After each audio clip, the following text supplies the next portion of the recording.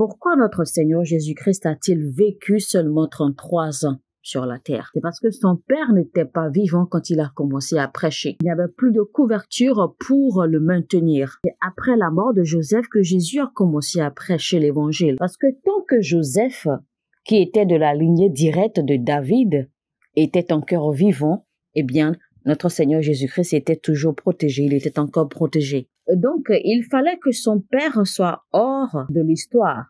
Parce qu'en réalité, le père spirituel de Joseph, Parce qu'en réalité, le père spirituel de Jésus, c'était Joseph. Joseph n'était pas en réalité son père biologique. Joseph était son père spirituel. C'est pour cela que vous allez constater que chaque fois que l'on devait insulter Jésus-Christ, ou chaque fois que l'on devait le pointer du doigt, on ne l'a jamais pointé du doigt comme étant Jésus, le fils de Marie. Non, on l'a toujours pointé comme étant le fils du menuisier, le fils du charpentier, le fils de Joseph. Et ceux disant, en fait, ils étaient en train d'accord de le minimiser, de le mépriser du genre, n'est-ce pas là le fils de ce vaurien? Donc, en fait, ils voyaient Jésus-Christ physiquement comme un vaurien. Mais en réalité, notre Seigneur Jésus-Christ, comme nous le savons, eh bien, il était une personnalité spirituelle. Et donc, personne ne le supportait, personne ne le soutenait, mais notre Seigneur Jésus-Christ n'a jamais renié son Père. Savez-vous que Marie, en fait, a été choisie à cause de Joseph? Donc, c'est pour cela que c'est après que Joseph se soit engagé avec elle pour l'épouser officiellement. C'est seulement après cela que l'ange Gabriel est apparu à Marie. Il faut se poser la question, pourquoi l'ange Gabriel n'est-il pas allé visiter Marie avant cela? Parce qu'il était important aux yeux de Dieu, celui qui allait choisir Marie pour épouser. Je ne suis pas en train de dire que Marie n'était pas importante. Il faut également souligner que Marie elle-même, elle n'avait pas de couverture.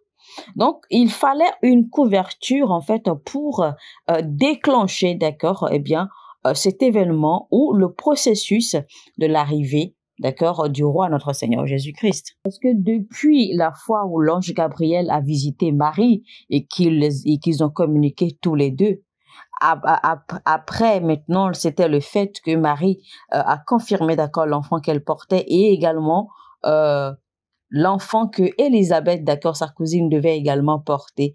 Donc, après cette rencontre avec elle et l'ange, il n'y a plus jamais eu, d'accord, nulle part dans la Bible où Marie a croisé ou que l'ange a croisé à nouveau le chemin de Marie. Et donc, l'unique personne à qui Dieu a confié la responsabilité de la vie de Jésus-Christ, c'était Joseph. Même pas Marie, la mère. C'est pour cela que l'ange a demandé à Joseph de prendre son épouse et de prendre le petit Jésus, d'accord, et de partir, de quitter leur ville pour se rendre dans une autre ville en Égypte.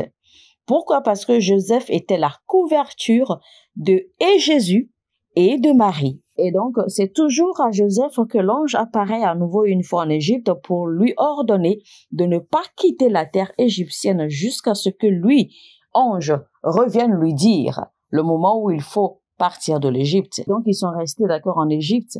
Des années sont passées jusqu'à ce que Jésus-Christ soit devenu un jeune garçon, un adolescent précisément. Il y a une chose que personne ne sait ou que vous ne savez peut-être pas, c'est que Joseph était un prophète. Imaginez un instant que tu es un homme et que tu choisis une femme à épouser. Vous avez déjà fixé, d'accord, les dates de vos noces et soudainement la femme vient annoncer qu'elle est enceinte et qu'elle est enceinte du Saint-Esprit, qu'elle n'a jamais eu de contact avec un homme.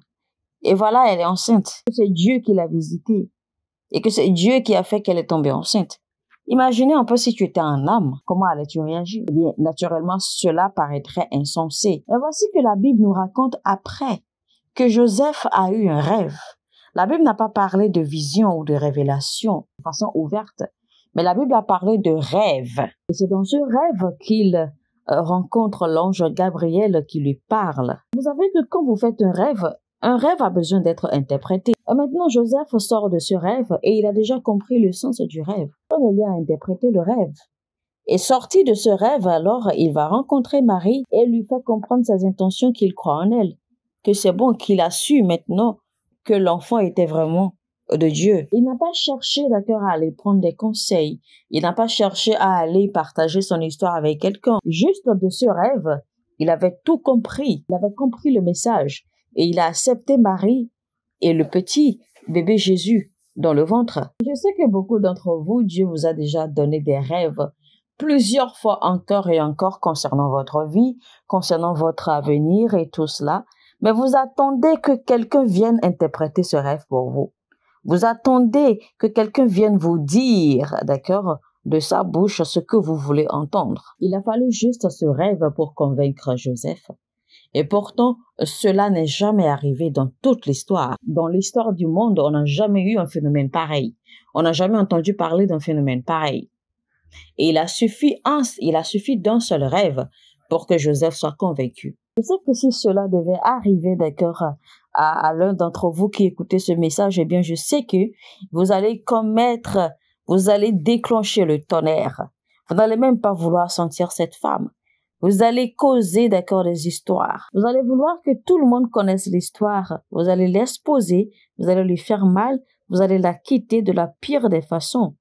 Mais voici ce que Joseph a fait. Joseph, même en son cœur, s'était décidé, d'accord, il s'était convaincu qu'il fallait qu'il se sépare secrètement de Marie pour que personne ne soit au courant de rien, parce qu'il ne voulait pas, d'accord, que l'on fasse du mal à Marie. Et ça, c'était un signe, d'accord, d'une couverture spirituelle authentique. Parce que votre couverture spirituelle ne voudra jamais vous exposer. Votre couverture spirituelle ne voudra jamais vous jeter, d'accord, en pâturage. Votre couverture spirituelle cherchera toujours à vous couvrir, à vous protéger. Votre couverture spirituelle prendra toujours le temps de vous enseigner, de vous orienter, de vous conseiller.